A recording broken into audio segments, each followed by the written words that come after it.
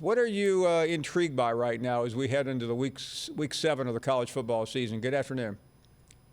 Oh, I'm intrigued by a lot, especially in the SEC this weekend, because how does Alabama bounce back at Mississippi State and, what can be a pretty tough environment against a defense that Zach Arnett's defense, people call it kind of like the triple option of defenses. It's one of those you got to be pretty careful in terms of preparation. And so, how does that offense recover? Because it was as surprised I was at how Zach Calzada just came on and kind of blossomed before our eyes in that Alabama game. I was also surprised at how well Texas A&M got to Bryce Young and how much they disrupted Alabama's offense and got pressured. So, what is Mississippi State going to do? Because that's a good defense with pretty good up front, very good corners. Are they going to be able to keep Alabama scoring down, or is Alabama going to be able to fix some of the things that were plaguing them against A&M? That one, and then obviously Florida LSU, because I think under a lot of circumstances and with most ADs and most situations, that game at Kentucky would have been it for Ed Orgeron. But I know Scott Woodward has not fired a coach midseason yet. He didn't do it with Ty Willingham. He didn't do it with Kevin Sumlin. And also, there's not an obvious interim. I know it's Mickey Joseph if you go to the organizational chart, but that doesn't seem like the easiest thing to do. So, if Florida comes in there and wins the way Vegas is predicting they will, and 11 a.m. local start, could be a few empty seats at Tiger Stadium. If that happens, do you do it then? Because it sure seems like it's a fait accompli at this point. Man, I love it when somebody uses words like that. My question, though, and this is just technical, but with one more game before the bye week, do you think losing to Florida at home would pretty well wrap it up? Or because the Ole Miss trip would be a fait accompli, wouldn't it? Yeah, here's the thing. LSU still has enough talent, even though they've lost some of their best players. The Eli Ricks thing is just yet another blow. But they're still talented enough to beat most of the teams left on the roster under the right circumstances. But it's almost like the moon and stars are going to have to align for that to happen. It's actually somewhat – it feels a little similar, Paul. Remember going into the Florida game last year, where that was when Eric Gilbert left the team that week, and they lost a bunch of guys before that, and they sort of galvanized the team. And I kind of wonder, do they have a similar thing here? Watching the Kentucky game, I don't, it's hard to predict that. I don't necessarily see that, but yeah, I don't know if it matters when at this point. I'm a big, if you got to do it, eventually you got to do it immediately kind of person. Jeremy Foley at Florida used to say that. I believe Henry Kissinger coined it. But you kind of run the risk of something weird happening if you don't do the thing you were going to do eventually.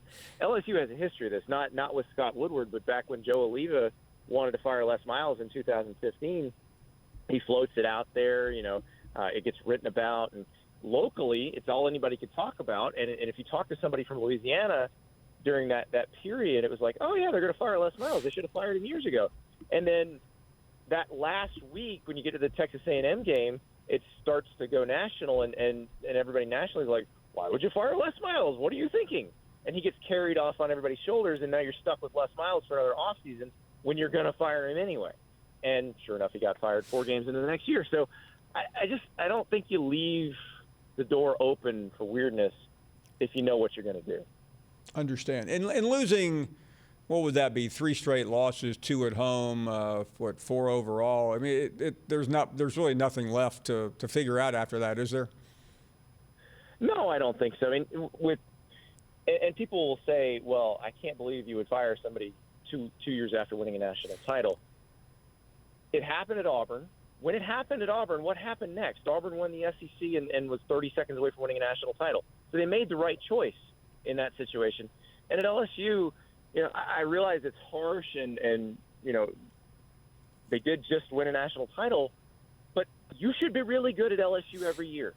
Like, that's the baseline. Really good is the baseline. And if you can't do that 2 bad years in a row, that probably is enough to convince them they got to make a move. Because, again, you should be really good every year, with the level of talent you can get there. Andy, flipping this over for a second, and I realize it's just today, but I mean, if for some reason LSU wins this game, and by the way, it wouldn't be that impossible. You know where I'm going, of course. Oh yeah, it'll get weird in Gainesville. I'll tell you that right now, because the fan base got really mad at Dan Mullen after the Kentucky game, when I don't quite understand the fury of the backlash, because that's one of those that, first of all, you knew Florida was probably going to take a step back from last season, because they were, I mean, offensively at least, they were historically good. And then they didn't bring in a bunch of five-star talent that suddenly was going to change everything. And everybody knew Kentucky was going to be pretty good this year. So I don't know why that particular loss stuck in everybody's craw so much, but it does feel like they kind of checked out at that point. And it's one of those deals where, if, let's say that happened, I don't think Florida's going to lose this game.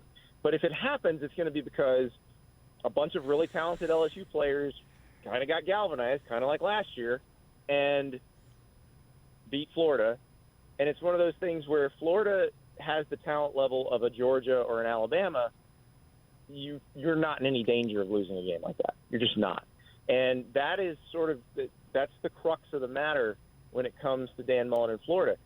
Nobody questions his ability to coach the team, his ability to design a great offense around the talent he has. I mean, he's one of the best in the country at that.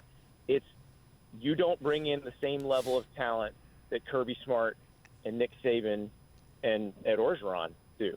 And you got to be able to do both. Like, Ed Orgeron can bring in the talent and is struggling to coach it. Dan Mullen can coach it, but has not brought in talent at the same level as those guys. And I think that comes to a head probably in Jacksonville. Thanks for watching ESPN on YouTube. For live streaming sports and premium content, subscribe to ESPN+.